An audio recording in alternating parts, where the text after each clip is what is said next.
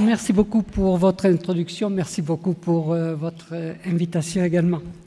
Bon, je vais vous faire un petit cours de chimie analytique, mais léger. Donc, on est tous d'accord pour dire que sport et activité physique ont des bienfaits sur la santé, aussi bien la santé physique que mentale.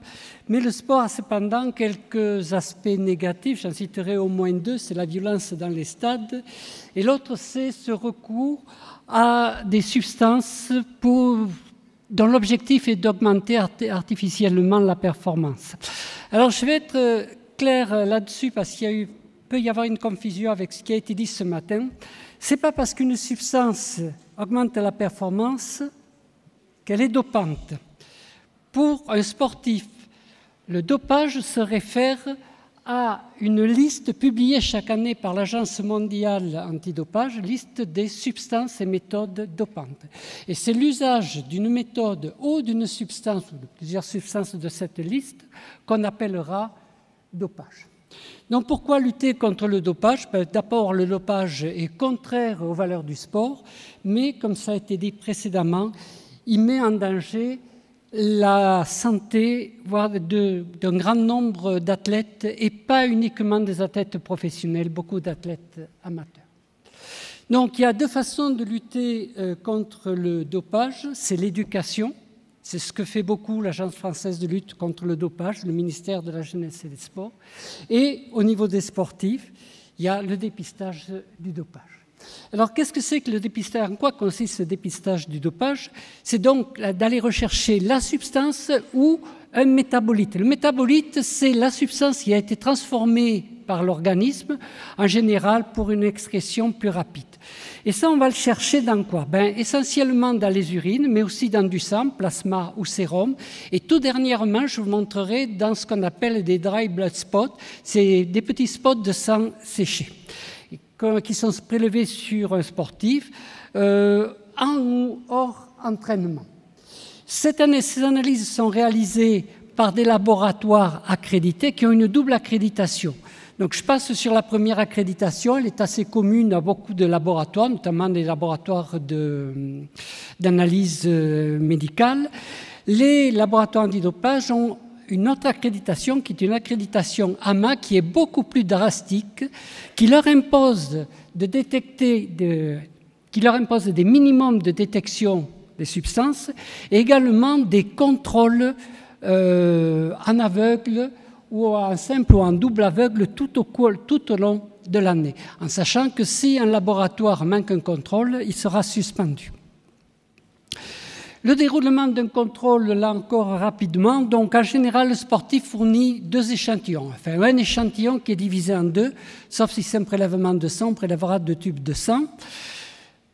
Le laboratoire ne va travailler que sur un seul des échantillons, on va l'appeler l'échantillon A. Le deuxième échantillon est conservé en cas de discussion, enfin pour une contre-expertise si l'athlète est déclaré positif et n'admet pas s'être dopé. Donc vous avez sur votre côté droit comment se déroule un contrôle antidopage. Donc une préparation d'échantillon, j'y vais rapidement. Une première étape de screening, et c'est là-dessus que je vais insister parce que c'est la plus importante. Screening, c'est-à-dire qu'on va chercher toutes les substances de la liste. Si jamais on a une présomption de la présence de substances lors du screening, on fera une deuxième analyse de confirmation. Et là, le contrôle antidopage s'arrête là, l'athlète est prévenu. Ou l'athlète accepte et dit qu'il essaie doper, ou il refuse, il demande une contre-expertise.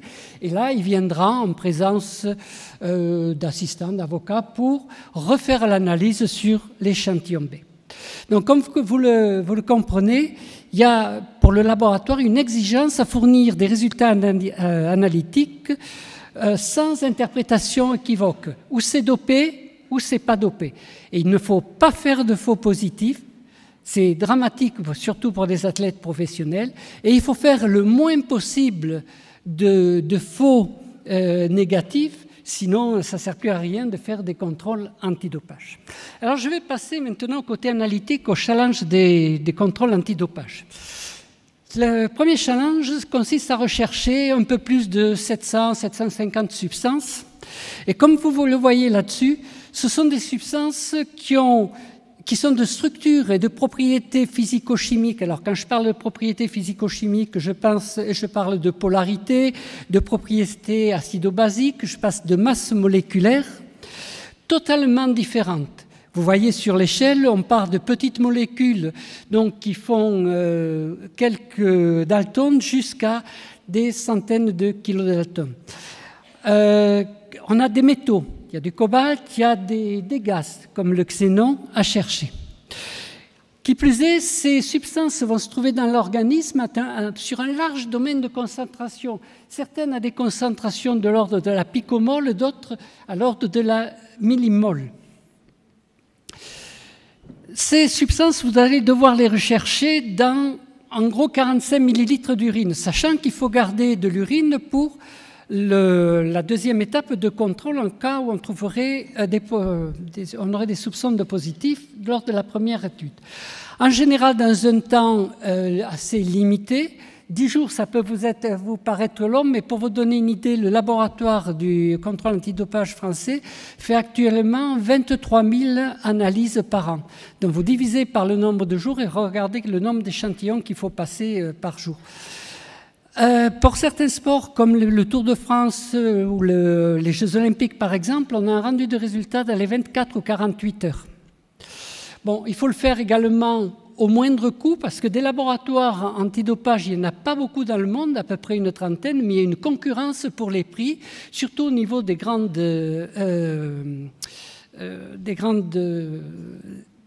spectacles, des grandes compétitions, pardon. Et il y a cette discussion, ce n'est pas parce que la compétition est en France que les contrôles seront faits en France. À titre d'exemple, le laboratoire français vient de faire les contrôles des Jeux panaméricains qui ont eu lieu, je crois, en décembre dernier. Donc, dans la procédure, il y a 3 étapes. La première étape, c'est une préparation de l'échantillon, dont ça consiste à éliminer des substances interférences et surtout à concentrer l'échantillon.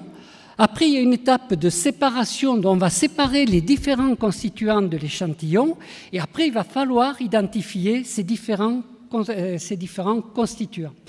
Donc, vous voyez que pour toutes les raisons que j'ai citées précédemment, le volume, le coût, le temps, il est nécessaire de pouvoir détecter un maximum de substances en une seule analyse, ce qui signifie qu'il faut des procédures de préparation des échantillons, des procédures de séparation et des procédures d'identification aussi génériques que possible.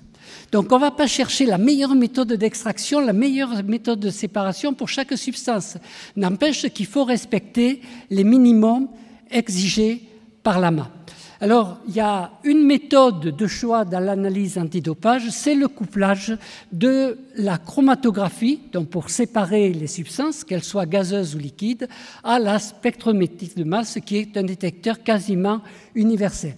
Un petit peu difficile pour les grosses molécules, c'est la raison pour laquelle vous voyez sur ma flèche en haut que 95% des substances sont analysées par couplage chromatospectro de masse et pour les substances les plus lourdes, à des masses moléculaires les plus élevées, on est encore obligé de faire recours aux méthodes immunologiques. Donc il y a quelques cas particuliers sur lesquels je passe dessus. J'ai mis la photo ici d'un injecteur automatique, donc chaque flacon représente un échantillon de sportif. Et c'est pour vous donner une idée, quand l'échantillon est étudié en GC-MS, chromatographie gazeuse masse, on arrive à détecter à peu près 250 substances dans cet échantillon. En chromatographie liquide, on arrive à détecter un peu plus de 500 substances, donc en une seule analyse. Et ça, c'est un des challenges. Ça s'est amélioré tout au cours des années. Actuellement, avec 2 méthodes, on fait quasiment tout. Ce qui n'était pas le cas encore il y a 2 ans aux Jeux de Pékin, où il fallait 3 ou 4 méthodes différentes. Donc ça, c'est pour ceux qui seront intéressés. Après, je passe là-dessus. Alors, parmi les challenges, je vous avais dit que le contrôle antidopage, ça consistait à rechercher les substances de la liste. Or, cette liste qui est éditée par l'AMA, elle change chaque année. Chaque année, il y a de l'ajout de nouvelles substances. Vous avez un exemple ici d'ajout de substances au cours de l'année. Et ces dernières années, des substances extrêmement intéressantes. Les SARM, c'est l'équivalent de stéroïdes anabolisants. Les activateurs DIF, ce sont des substances qui font produire plus d'EPO pour ceux qui s'intéressent au dopage à votre organisme. Et les GHRP, ce sont des petits peptides qui font sécréter de l'hormone de croissance à votre organisme. Eh bien, donc ça, c'est des dopages actuels. Et quand je parle de classe de médicaments, il faut savoir qu'il y a plusieurs dizaines, voire une centaine de molécules différentes dans chacune de ces classes. Et donc, chaque année, il faut rajouter des nouvelles substances et, si possible, dans des procédures déjà existantes. Ce qui signifie qu'il faut les modifier un tout petit peu et que chaque fois que vous modifiez une méthode, il faut revalider cette méthode pour satisfaire aux exigences de l'AMA et de la norme 17025. Alors, dans les challenges, il y a des substances qui sont encore difficilement détectables et parmi les substances difficilement détectables, il y a des substances endogènes amenées de façon exogène. Alors je vais prendre un exemple simple, c'est la testostérone. La testostérone est un très bon dopant. Le problème, c'est que votre organisme en fabrique. Alors, ces substances pour la testostérone, on sait faire la différence entre testostérone amenée de façon exogène et testostérone endogène à partir d'une analyse de l'isotope du carbone 13. Alors je ne vais pas rentrer dans les détails, mais il y a une méthode qui s'appelle la chromatographie de masse, combustion, spectrométrie de masse de rapport isotopique qui permet de faire cette différence. On transforme la molécule en CO2 et on analyse la composition en CO2 et on peut faire la différence entre la testostérone endogène qui est plus riche en carbone 13 que la testostérone médicament qui est un produit semi-synthétique fabriqué à base de stérol et les stérols incorporent de soja, et le soja incorpore un peu moins le carbone 13.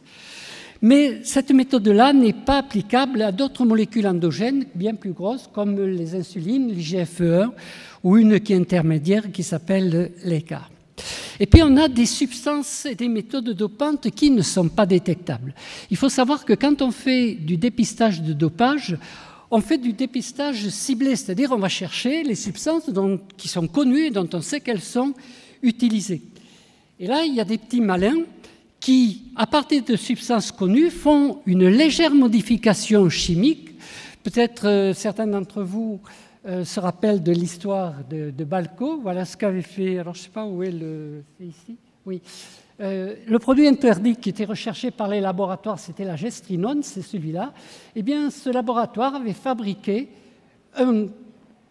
la même molécule à peine modifiée, la tétrahydrogestrinone, et bien évidemment, lors du contrôle antidopage, on ne la trouvait pas puisqu'on cherchait la gestrinone. Et ce qui se produit pour ce stéroïde-là, en fait, ça se produit aussi pas mal sur les stimulants. Je vous ai mis un exemple également tout récent. Ici, j'ai parlé de ces produits qui font sécréter l'hormone de croissance. Vous avez une image ici.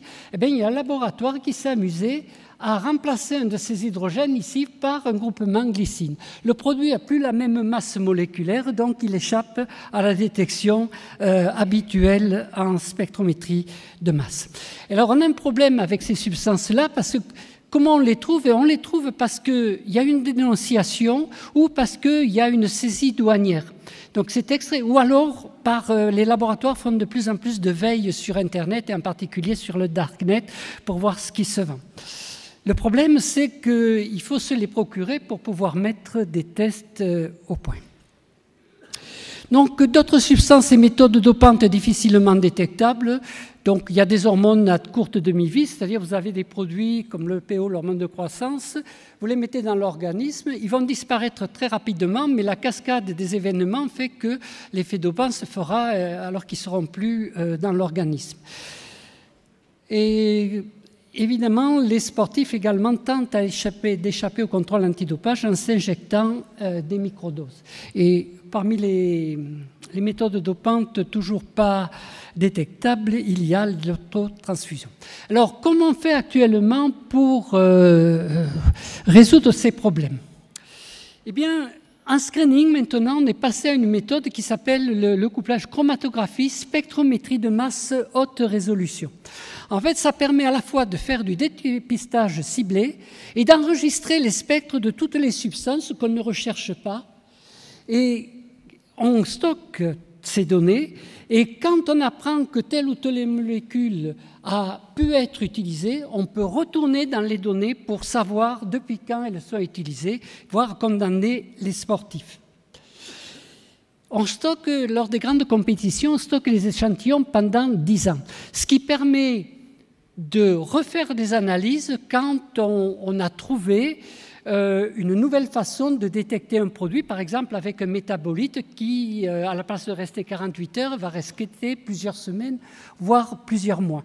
Et pour vous donner un exemple, ITA c'est l'International Testing Authority, c'est l'organisme qui s'occupe des contrôles antidopage pour le Comité international olympique, a rendu public à la fin de 2022 les résultats des contrôles antidopage des Jeux de Londres. Dans 2012, pendant 10 ans, on a cherché. En 2012, je n'ai pas le souvenir, mais exact, on a dû avoir 5 ou 6 cas de dopage. La réanalyse des échantillons en a révélé 73 de plus. Et donc, ça pose des problèmes de redistribution des médailles. Une autre façon de faire, en fait, c'est l'installation du passeport biologique de l'athlète. Alors, ce passeport biologique de l'athlète consiste à un suivi au cours du temps, donc suivi longitudinal, de biomarqueurs du dopage qui sont à la fois scientifiquement et légalement robustes. Il faut savoir que très souvent, après un contrôle antidopage, on se retrouve devant le tribunal arbitral du sport. Donc, dans ce cas-là, quand vous prenez, il s'agit d'une méthode indirecte, je vais prendre un exemple simple qui peut-être vous parlera davantage. Quand vous prenez de l'EPO, c'est pour augmenter le taux d'hémoglobine qui apporte plus d'oxygène à vos muscles.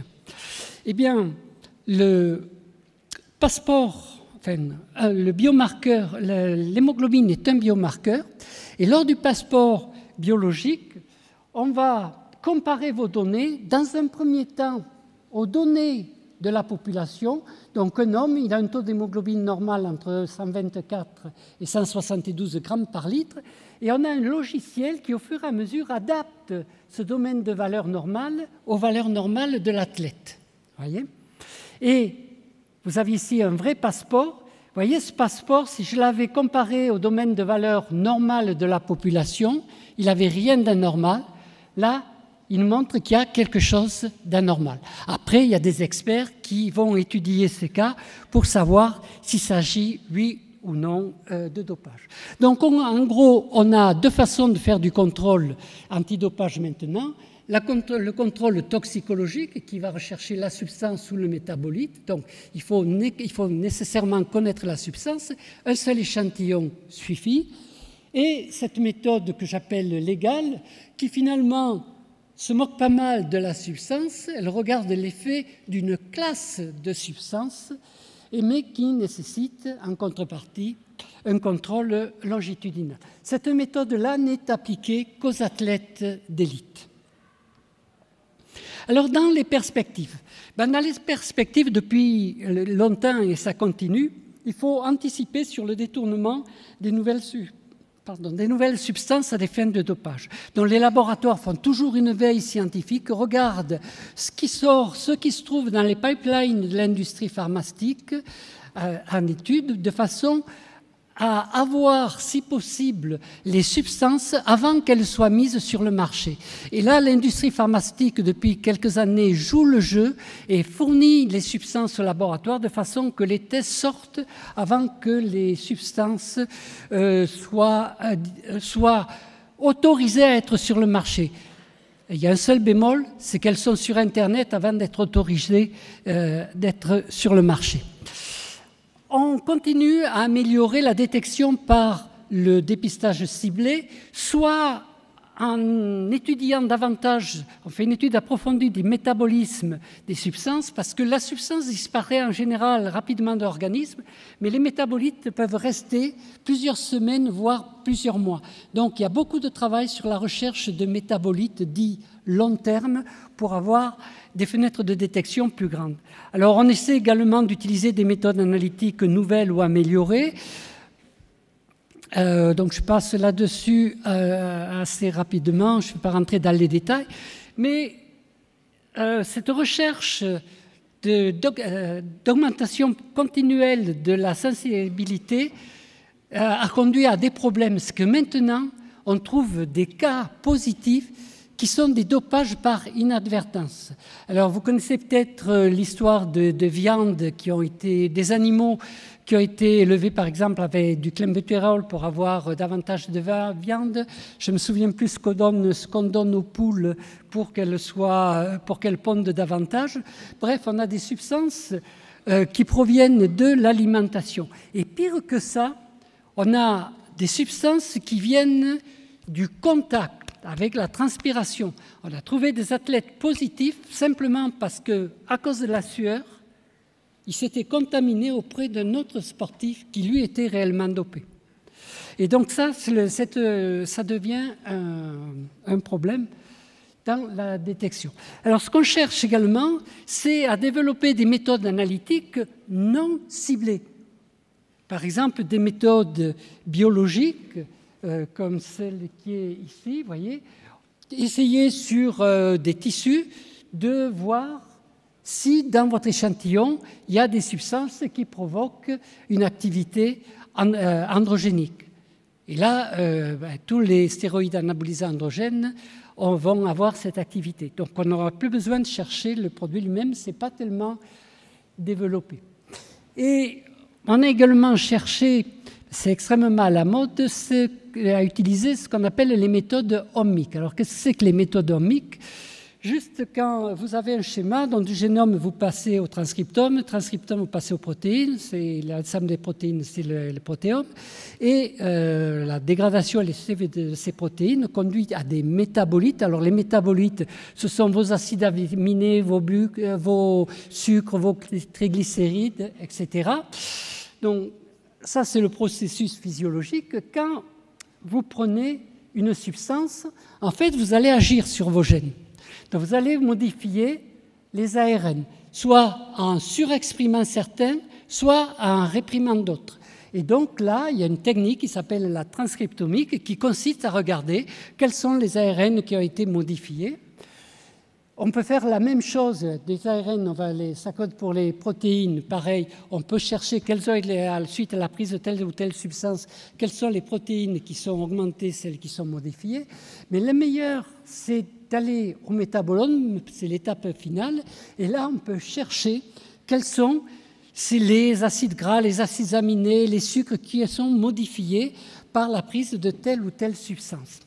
Alors le problème, c'est que si ça réagit aux médicaments, ça réagit aussi à votre environnement d'une manière générale. Votre environnement d'une manière générale, c'est votre nourriture. Pour un sportif, c'est son entraînement, son lieu d'entraînement, altitude, niveau de la mer, ce qui fait que jusqu'à présent, ça conduit à d'excellents papiers scientifiques, mais on a, comme vous le voyez, des difficultés à atteindre un niveau de signification suffisant pour utiliser ces méthodes générales qui permettraient de s'affranchir des méthodes ciblées. Je n'ai pas le temps de vous parler du dopage génétique, mais je peux répondre à certaines questions. Juste, je ne pensais pas que ça allait arriver, mais à la fin, au mois de décembre, on a trouvé sur le net, ça s'appelle pas un médicament, donc un petit flacon qui renfermait les gènes soi-disant de l'EPO et de l'hormone de croissance, donc pour s'injecter, pour faire de la thérapie génique. Mais je ne m'affole pas là-dessus. Comme vous voyez, en fait, la thérapie génique, on disait il va falloir chercher au niveau du muscle, faire des prélèvements musculaires pour trouver la substance. Ça se trouve très bien dans les globules blancs et pendant plusieurs semaines. Donc, pour moi, ce n'est pas un souci. Dernier point sur lequel on peut avoir recours, c'est l'intelligence artificielle. Alors l'intelligence artificielle, on pourrait l'utiliser pour étudier les résultats à la sortie de la spectrométrie de masse, de façon à ce qu'elle nous révèle des substances inconnues, mais qui ressembleraient à des stimulants ou à des stéroïdes anabolisants ou autres substances à rechercher. C'est une possibilité. Quand j'étais au laboratoire ici, j'avais un programme de recherche avec une équipe de CNRS, mais je ne sais plus où, sur ce sujet-là, je ne sais plus où ça m'est arrivé. Également, grâce à l'intelligence artificielle, on pourrait rapprocher, colmater, rassembler toutes les idées, tous les résultats des contrôles, des passeports, suivre les performances de l'athlète, suivre, surtout pour les athlètes de haut niveau, les déplacements dans le monde entier parce qu'on sait qu'il y a tel ou tel endroit qui sont peu recommandables, faire analyser ça par l'intelligence artificielle et, si ce n'est détecter des cas de dopage, au moins cibler des athlètes tricheurs. Vous voyez qu'il y a quelques publications qui sortent actuellement. Donc, pour conclure, il existe toujours des substances qui ne sont pas ou sont difficilement détectables, mais les avancées considérables dans les connaissances sur le métabolisme, c'est extrêmement important dans la lutte antidopage, les améliorations de l'instrumentation scientifique. Je ne vous ai pas donné un prix, mais ça peut vous intéresser. Un GCMS, c'est entre 150 000 et 200 000 euros. Et les couplages LEC MES, ça tourne autour de 600 000 euros. Hein. C'est de l'appareillage qui est assez cher.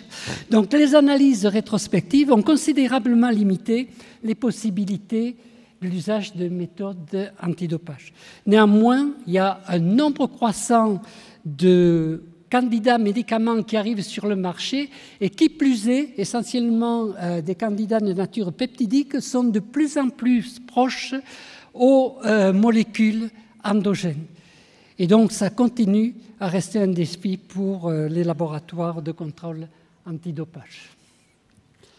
J'espère être resté dans les temps. Merci beaucoup, Monsieur Audran.